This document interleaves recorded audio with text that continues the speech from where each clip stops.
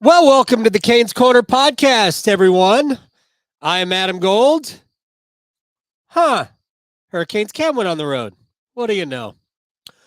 We are brought to you by the Aluminum Company of North Carolina. We are on YouTube. You can see us right there on the screen. Aluminum Company of North Carolina in the upper right, in the lower left. Or, I don't know, is it the opposite if you're watching on YouTube? Not sure. Anyway, we're brought to you by them. And if you need exterior home improvements, windows, siding, roofing, doors, gutter helmets, aluminumcompany.com. Free, no obligation estimate there. Best customer service you've ever experienced there, other than customer service you get on this podcast.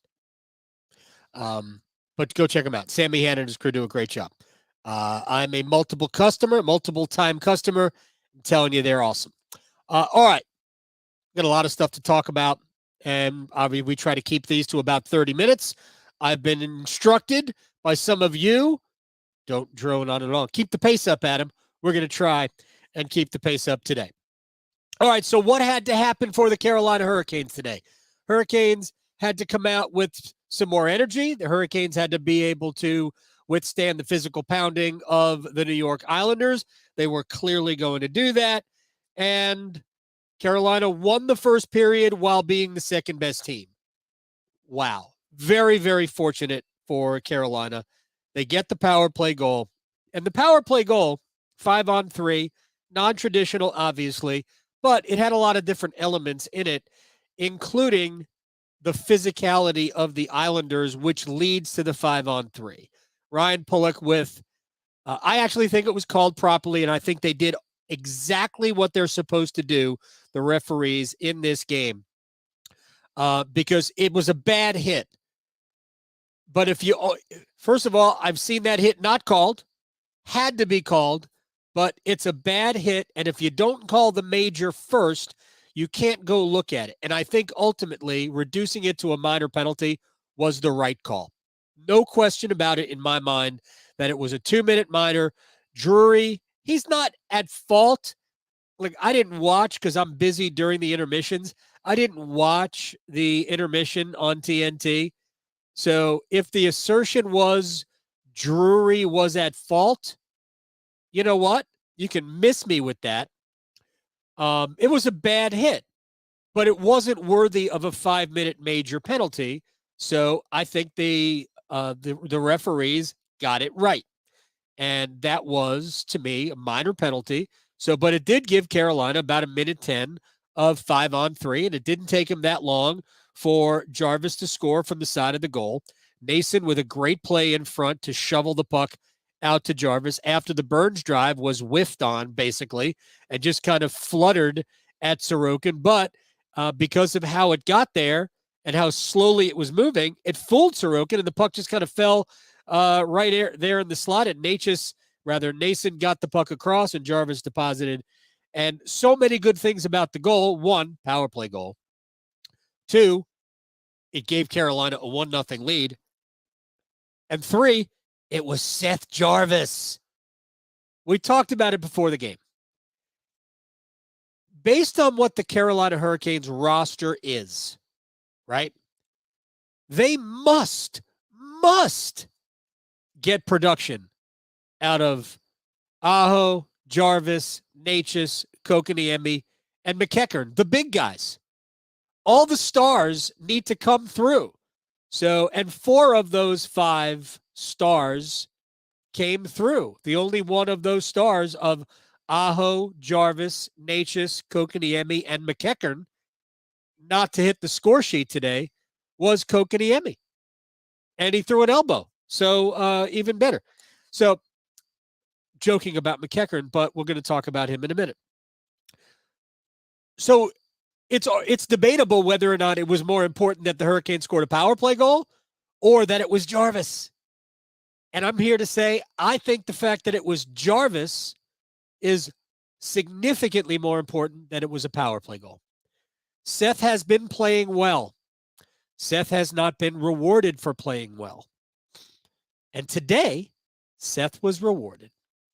And when your roster is what the roster is, and your legitimate offensive top 6 forwards are limited when the Hurricanes, if the Hurricanes advance, and if it's the Rangers or the Devils, whoever comes out of that series, and I'm not ready to say it's going to be the Rangers. The Devils are great on the road, and that could easily be New Jersey. You are going to go up against a team that has 3 lines of dangerous offensive players. No joke, 3. And you're going to have to be able to get your best players on the score sheet. And through 3 games, in terms of goals scored, Aho has 1. Of that group, Aho's got 1. Maybe we should put Stefan Nason in the mix, who's got 2 goals, 1 real goal and 1 gift off Sebastian Aho, the Islanders stick. So they need their best players to score. So I think that Jarvis scoring was huge today. We'll run through a couple of more things, and we'll take some questions or some comments. I'll read some stuff. I already see my friend Mike go, woo! Mike's in New York too, so that's fantastic. So obviously, Jarvis scoring is important. So, but let's go through a couple of the goals, not necessarily how, but what the impact of the goals were. The second goal, also a power play goal. But think about how you retaliate. There's so many people, whether it's Twitter jockeys or here comment or people who just you talk to your friends. They want Carolina to respond physically. So if they hit us, we got to hit them. Except the Islanders are daring Carolina to play that game. But that's not Carolina's game. Now, I'm not saying Carolina can't be physical. They have to be physical. If you're not physical, you're not going to win a playoff series. In terms of the way they score these things or judge these things, Hurricanes out-hit the Islanders today. No kidding. Does anybody think the Hurricanes were more physical than New York? I don't. I think the Hurricanes were as physical as they needed to be tonight. But the Islanders have been taking liberties after the whistle, well after the puck is gone. I commented earlier today that it does seem like interference has been kind of allowed. Brock Nelson did interfere with Martin Necas today, and it had to be called. Anything that is borderline, it seems to me, in terms of interference, they're letting go. And what I'm talking about is, that puck was had long left the area, but will allow the hit. So that's what they've been doing. There's also been kind of legal picks. I don't even want to call them legal. I think there have been a lot of picks set that have gone uncalled. And typically they go uncalled, so maybe that's just okay, but I don't know. But my opinion is that they have allowed a lot of that kind of stuff to go on. All right, got to deal with it. Want to make sure we see how it's called all the time. Anyway, but the way to retaliate for what the Islanders are trying to do, and Rod said this the other day, and I've said it before, score. Make them pay with your power play. So we talked about the impact of the Jarvis goal. How important was it that Jarvis scored, more important than the power play? And I think this is the second one is a push because Martin Necas scored a goal. Necas was a mess in the first period. He was so amped up. His decision-making continued to be poor, but he was also running around. It looked like he was trying to be overly physical. He was getting a lot of flack, I guess, for getting checked into the bench and then at the end of game 3 and then throwing a punch. Of course, nobody was talking about the fact that one of the Islanders broke his stick, right? No, forget it. Don't even talk about it. But my point is that Necas started the game like already wound too tight. So the goal was important for him for two things. One, got him on the score sheet. I mean, I know he had a couple of assists, but he needs to score goals, right? So it got him on the score sheet there, but it also settled him down, right? Because that goal helps make the Islanders pay for that strategy. Their strategy, we saw it in game 2, we saw it in game 3, we saw it in the first period in game 4. The Islanders' strategy is to take as many physical liberties as they can because that's their advantage. It is playoff hockey. I'm not calling them dirty. Have we seen some dirty play? Yeah, we have, but I don't think the Islanders as a team are dirty. Matt Martin took a physical liberty with Jordan Staal after the first period of game 2, and he took one with Mackenzie McEachern at the end of the first period today. And the way to get back at the Islanders is not to go hit them. It's to score the power play goal. Natchez scores the power play goal at 1:15 of the second period, and all of a sudden it's 2-0. That's how you get back. I will just say this. It did seem like the extra stuff kind of went away from that point on. When the Islanders found themselves behind the game and the Hurricanes had 2 power play goals on the board, I think the extra stuff pretty much disappeared. How about that? That's how you retaliate. That is your response to their garbage. You'd go and do that. So, shouts to Natchez. So again, important to get a power play goal to make him pay. But I think equally as important is that Natchez scored the goal. Now, 2-0. That is not a safe lead. We've already seen 2-0 leads for the Hurricanes vanish. Game 2, 2-0 lead. They actually ended up trailing 3-2. 2-0 leads don't matter, especially when they're early in the game. You've got 38 minutes of hockey left and you're up 2-0. What does that do? So the next goal was going to be important. Not that the next goal wins or anything like that, but we all knew that that goal was going to be vital to their ability to win the game. And they got it. And how about the way they got it? It was a good defensive play. Aho and Mackenzie McEachern are out in transition. Yeah, Mackenzie McEachern, who was playing on that line because of the injury to Jack Drury. By the way, Drury will join Teuvo Teravainen, Andrei Svechnikov, and Max Pacioretty, probably on the sidelines. I hope he'll be back for Game 5. I'm not optimistic. I don't know what the injury was. Rod didn't have an update. If I had to guess, it's either shoulder or it's head. Hope it's not head. But I just hope he can come back. Jack Drury wasn't playing badly. He was playing well. But Mackenzie McEachern slotted in on that line. And how about the sauce, the backhand sauce to Aho for the little chip over Sorokin to make it 3-0. And that is a hammer goal. You give yourself a 3-0 lead. It wasn't way late in the third period, but it was late enough. And Carolina saw the period out. It was 3-0 going to the locker room. But what a big goal. And what a great play by McEachern. Aho just kept calling him a great play. It's a great play. It's a great play. That was a high-end play, by the way. And Mackenzie McEachern has some experience playing with the Blues. I aired before.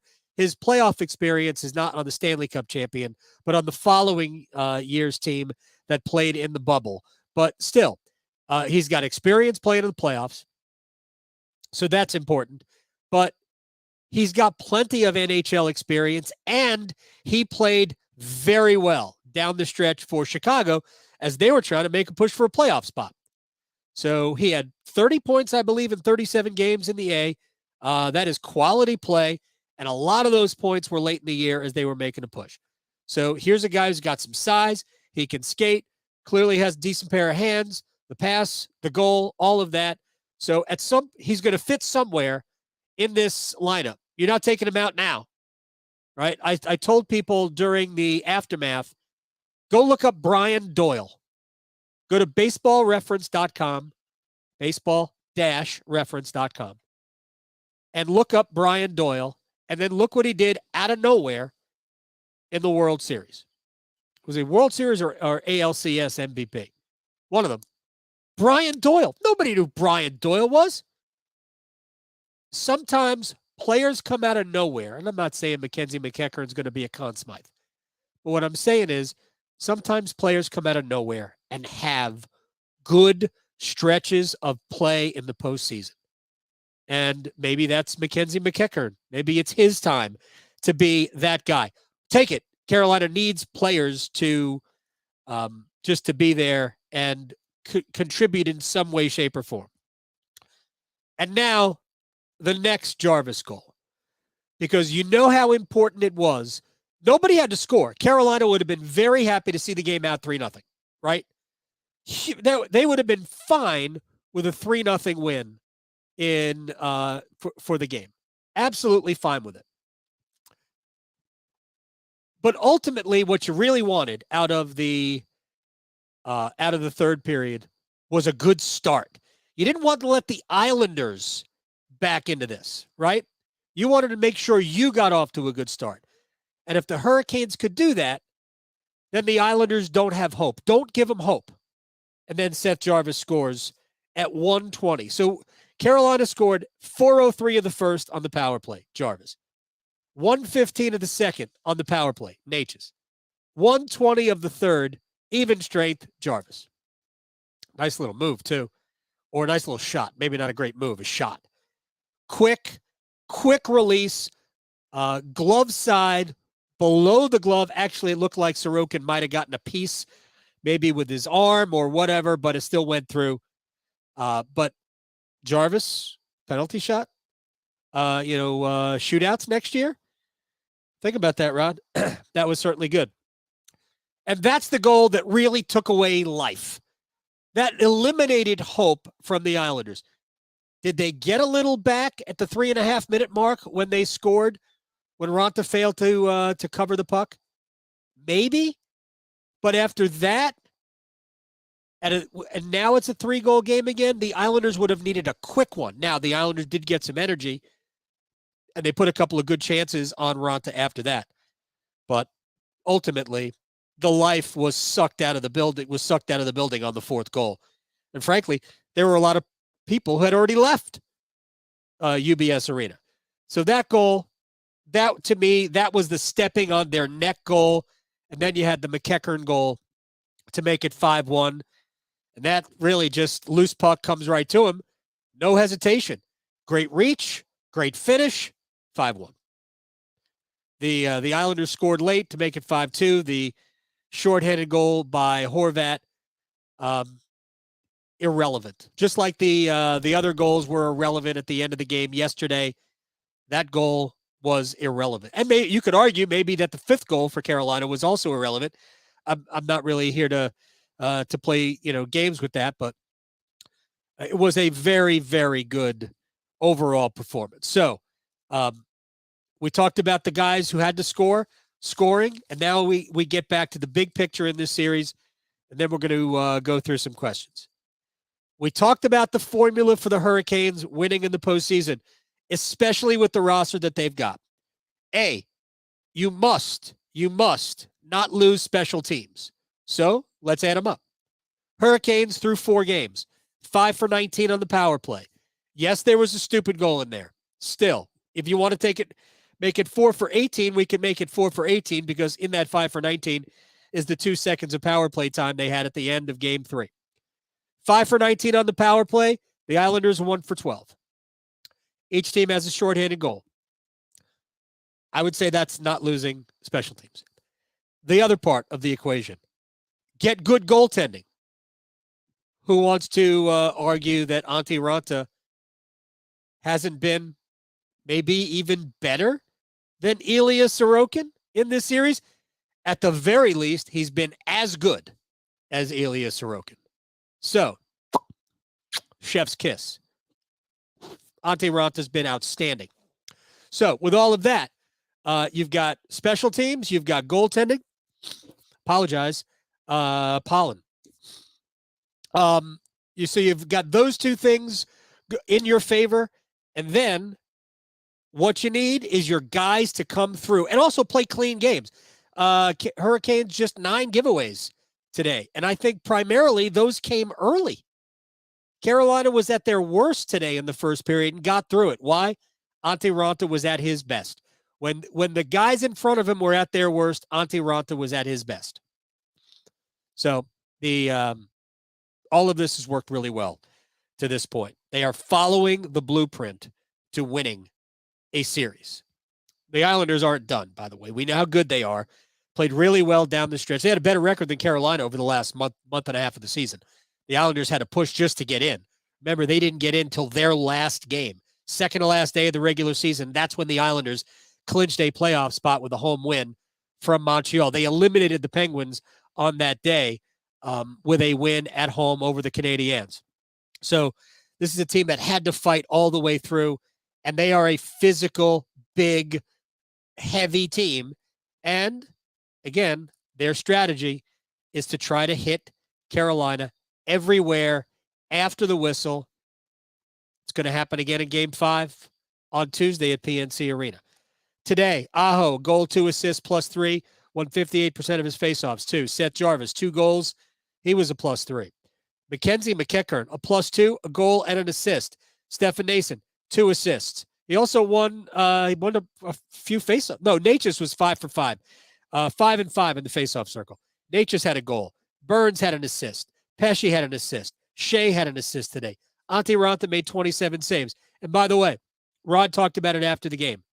This is why Carolina is fortunate to have ultimately 2 shutdown defensive pairs. And nobody is complaining about Chatfield and Gostisbehere, although in the first period, I thought was really the first time I had seen some curious, not so great play from Jalen Chatfield. But we'll say blip. Shea and Pesce were at I think they played their best game of the series today. Slavin has been tremendous throughout, as has Burns, but Carolina's got 2 top pair defensemen. They have 2 shutdown defensive pairs because Slavin is a shutdown pair walking or skating, and Shea and Pesce today were both very good. I actually think it might have been Brett's best game in a long time. So those are the big picture things. Now, closing out Game 5, closing out the series in Game 5, you can talk all you want about the data, the history. 91%. Teams that have a 3-1 series lead have a 91% chance to win a playoff series. So what? Seriously, so what? It means nothing. Absolutely nothing. Hurricanes have never lost a playoff series when they had a 3-1 lead. So what? Means nothing. Utterly nothing. History does not matter. Doesn't. Do I think the Hurricanes have a 91% chance of winning this series? No, I don't. Do I think they have a better chance of winning it than losing it? Yeah. 91%? You don't think the Islanders can win 3 games? You don't think they can win 3 in a row? I do. Because all they got to do is get 1. Islanders win on Tuesday? You don't think they can win on Friday in Game 6? Come on. So let's stop with the history. History doesn't mean anything when you're talking about a game. 1 game. All right. Let's go through some questions so I can get a tissue. Let's see. There's Mike. Woo! Gary, Raanta the rest of the way. Do you see any reason to change? I thought we would see Freddie today. I got to get confirmation on whether or not Anderson has gone from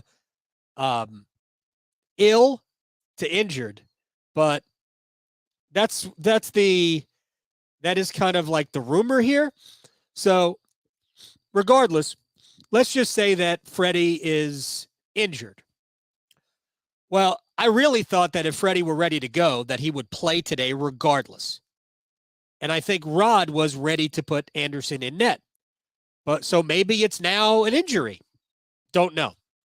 So, but the reason I thought they would go to Freddie anyway, even though Raanta has played very well, is that it was almost like a back-to-back. You play Friday night, and now you're playing Sunday morning. So I just thought, well, they'll probably go to a different goalie. Okay, so they didn't. Now you've got an extra half day off. So, I mean, they got off the ice at 3:30, right? So Raanta's basically got 2 full days of rest. So I think Ronta will probably, unless he's somehow comes down injured or hurt, I think Ronta will play game 5. And I don't see a reason to not play Ante Ronta until further notice. Until he gives you a reason to not play him, it's number 32. On top of the fact, he's earned it. Now, we all know his history. So at some point, Ronta is going to get hurt because that's what happens. I thought it might have happened in the first period when Zach Parise was pushed on him by Jalen Chatfield. Did Carolina get a break there? In a way, but Parise was in the crease on his own. So Chatfield's just trying to do his job. Ante Ronta until. I think that's fair.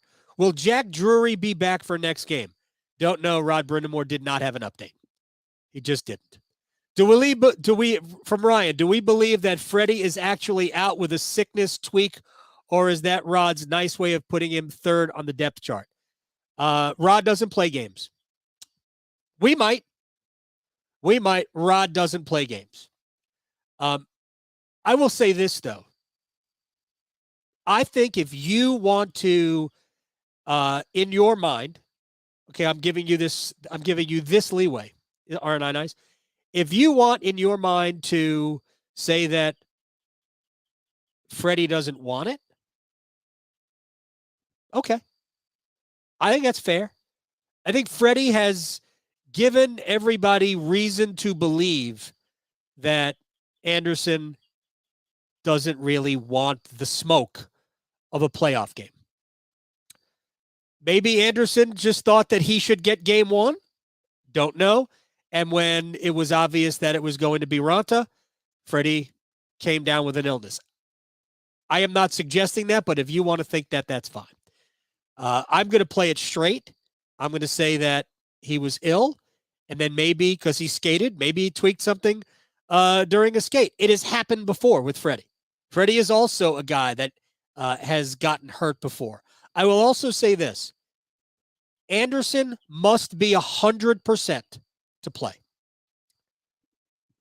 Right or wrong, and I don't think he's alone. There are, like Kawhi Leonard, has to be 100% to play.